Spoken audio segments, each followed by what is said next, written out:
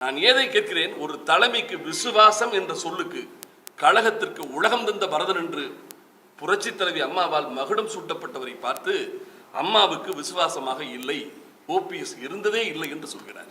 நான் உங்கள் முன்னால் இதை ஒரு வினாடி நம்முடைய வரலாற்றில் இந்த ஒரே ஒரு விஷயத்தில் தான், இந்த ஒரே ஒரு கேஸ் ஹிஸ்டரி தான் உள்ளது. ஒருவருக்கு முதலமைச்சர் பதவியை வழங்கிவிட்டு பின்னர் உரியவருக்கே அந்த முதலமைச்சர் பதவி திரும்ப தரப்பட்டதாக வேறு வரலாறு இல்லை. இது ஒன்றுதான் அப்படி நடந்திருக்கிறது. இதற்கு இணையாக இன்னொரு சம்பவத்தை நானும் தேடி தேடி பார்த்தேன். ராமாயணத்தில் தான் சொல்ல முடியும். ராமர் வனவாசம் சென்ற போது அந்த அரியாசனையில் அவரால் அமர முடியவில்லை. அப்போது ராஜ்யம் பரதனிடம் கொடுக்கப்பட்டது. அந்த பரதன் ராமன் அமர வேண்டிய அரியாசனத்தில் அமர மறுத்து பின்னர் வனவாசம் முடிந்து ராமர் அயோத்திக்கு திரும்பி வந்ததும் பத்திரமாக அந்த ராஜ்யத்தையும் அரியாசனத்தையும் பரதன் ராமருக்கே ஒப்படைத்தார். இதை புராணத்தில் தான் படிக்க முடிகிறது.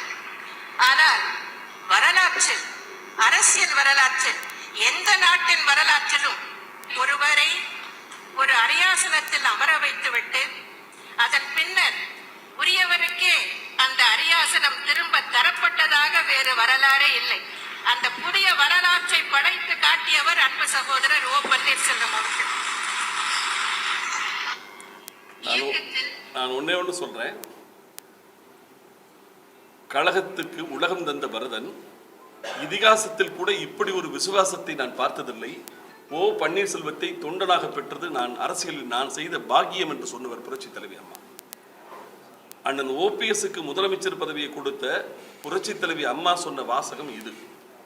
நான் விசுவாசத்தின் உச்சம் என்று சொல்லக்கூடிய எடப்பாடிக்கு முதலமைச்சர் பதவியை கொடுத்த திருமதி சின்னம்மா அவர்களை இது போல 2 வாசகம் நிகழ்ச்சியோடு மகிழ்ச்சியோடு எடப்பாடி குறித்து பேசுவாராம். துரோகம் என்ற சொல்லுக்கே இலக்கணமாக இருக்கக்கூடிய எடப்பாடி அண்ணன் ஓபிஎஸ் மீது சொல்லக்கூடிய பொய்யான, நீ நல்லதோ கெட்டதோ நீங்கள் முதலமைச்சர் இருக்கையில் அமர்த்து விட்டீங்க, அதிமுகவின் பொதுச் செயலாளர் என்று அங்கீகாரப்படாத, தொண்டர்களால் ஏற்கப்படாத, தொண்டர்களால் நிராகரிக்கப்பட்ட பொதுக்குழு உறுப்பினர்களை வைத்துக் கொண்டு ஒரு அபகரிப்பு அரசியலை செய்திருக்கும் எடப்பாடி அண்ணன் ஓபிஎஸ் குறித்து பொய்யான, நான் சொல்வது அரசியலை குற்றம் சுமத்துவது இயற்கைதான், ஆனால் தவறான ஒன்றை, உண்மைக்கு மாறான செய்திகளை சொல்வது நியாயமல்ல. இன்றைக்கு அதிமுக தொண்டர்கள் தெளிவாக வந்து விட்டார்கள். 1 தோல்வி, 2 தோல்வி, 3 தோல்வி, 4 தோல்வி என்று இப்பொழுது 10 தோல்வியை கடந்திருக்கிறார். வரலாற்றில் கஜினிக்கும் எங்கள் பழனிக்கும் தான் இப்பொழுது போட்டியே. 17 தோல்வி பழனியா, 10 தோல்வி பழனிசாமியா, 17 தோல்வி கஜினியா, 10 தோல்வி பழனியா என்கின்ற நிலையில் தான் இப்பொழுது அரசியல் போய்கொண்டிருக்கிறது. கஜினி உங்களோட 18வது வெற்றியை பெற்றுவிட்டார். ஆனால் பழனிக்கு 18 அல்ல, இன்னும் பல 100 வாய்ப்புகளை கொடுத்தாலும் தமிழ்நாட்டு அரசியலை வெற்றிக்கு வாய்ப்பு கிடையாது.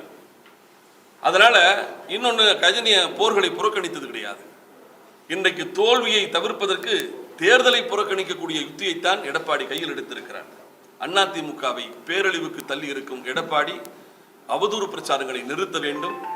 அடுத்து அம்மாவின் புகைப்படத்தை சட்டப்பையில் வைத்துக் கொண்டு நான் தான் விசுவாசி என்று சொல்லக்கூடிய எடப்பாடியிடம் நாங்கள் கேட்க விரும்புவது, ஏன் நீங்கள் கொடநாடு என்கின்ற சொல்லை பயன்படுத்த பயப்படுறீங்க?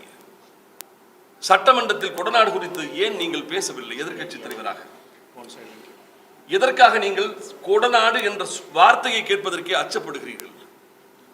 சம்பவம் நடந்தது உங்கள் ஆட்சியில், நீங்கள் முதலமைச்சராக காவல்துறையை கையில் வைத்திருந்த காலத்தில். நீங்கள் முதலமைச்சராக வந்தது பிப்ரவரி மாதம், கொடநாட்டிலே சம்பவம் நடந்தது ஏப்ரல் 24. நீங்கள் முதலமைச்சர் இருக்கையிலே உட்கார்ந்த 40 நாட்களிலே இந்த சம்பவம் நடக்கிறது. அதைத் தொடர்ந்து 5-6 மர்ம மரணங்கள். யார் யாருக்கோ நிதி உதவிகளை அறிவித்த திரு எடப்பாடி கொடநாடு தொண்டர்கள் வணங்கக்கூடிய அந்த கோவிலாக வணங்கும் கொடநாடை காத்து கிடந்த ஓம் பகதூர் என்ற காவலாளியின் குடும்பத்திற்கு ஏன் நிதி உதவி செய்யவில்லை? ஏன் இரங்கல் கூட தெரிவிக்கவில்லை? மின்சாரத்தை துண்டித்தது யார்? காவல்துறை பாதுகாப்பை கொடநாட்டிலிருந்து விலக்கி கொண்டது யார்? 26 சிசிடிவி கேமராக்களையும் அமர்த்த சொன்னது யார்? அந்த அமர்த்தியவரை என்னுடைய மூச்சை அமர்த்தியது யார்? அந்த தம்பியை இறந்துட்டார். இத்தனை கொடூரம் நடந்ததற்கு பிறகு அம்மாவை தெய்வம் என்று சொல்லக்கூடிய எடப்பாடி கொடநாடு என்கின்ற சொல்லை உச்சரிப்பதற்கு ஏன் உங்களுக்கு உதறல் வருகிறது? நாங்கள் ஆர்ப்பாட்டம் நடத்துகிறோம், நீ எதிர்க்கட்சி தலைவர், நாங்கள் கொடநாடு விவகாரத்திலே குற்றவாளிகளை விரைந்து தண்டிக்க வேண்டும் என்று நாங்கள் ஆர்ப்பாட்டம் நடத்துகிறோம். ஆனால் எடப்பாடி எதிர்க்கட்சி தலைவராக இருந்து கொண்டு இன்று வரை ஒரு வார்த்தை கூட கொடநாடு என்கின்ற சொல்லை பயன்படுத்துவதற்கு தயங்குவது ஏன்? நீங்கள் தான் துரோகம் செய்கிறீர்கள். உண்மையாகவே அம்மாவை தெய்வம் என்று நீங்கள் நினைத்திருந்தால் சட்டமன்றத்தில் முதலமைச்சருடைய சிண்டு பிடித்து உலுக்கியிருக்க வேண்டாமா? 90 நாட்களிலே கொடநாடு வழக்கை முடிப்போம் என்று சொன்னவர் அன்றைக்கு எதிர்க்கட்சி தலைவர், இன்றைய முதலமைச்சர். ஆனால் 3 வருடங்கள் கடந்து விட்டது. முதலிலே கொடநாடு சம்பவத்தை நீலகிரி மாவட்ட காவல்துறை விசாரிக்கும் என்று சொன்னார்கள். அதற்கு பிறகு நீலகிரி மாவட்ட காவல்துறையிலிருந்து சிறப்பு புலனாய்வு பிரிவு அதற்கு மாற்றுகிறோம் என்று சொன்னார்கள். அதற்கு பிறகு அங்கிருந்து சிபிசிஐடிக்கு மாற்றுகிறோம் என்று சொன்னார்கள். இப்பொழுது இன்டர்போலுக்கு மாற்றுகிறோம் என்று சொல்கிறார்கள். இன்டர்போல் விசாரிக்கும் என்று விசாரணை மாடங்களை மாற்றி மாற்றி மாற்றி கொடநாடு காவல்துறை கொலை கொள்ளை வழக்கை மக்கி போகிற காரியத்தை ஆளும் திமுக செய்கிறது. எடப்பாடியை பாதுகாப்பதற்கன்றி வேறு என்ன காரணம் இருக்க முடியும்? அந்த சம்பவத்தை அரங்கேற்றியது நிகழ்த்தியது எடப்பாடி தான் என்று தேர்தல் பிரச்சாரங்களிலே திமுக பேசியது. இன்றைய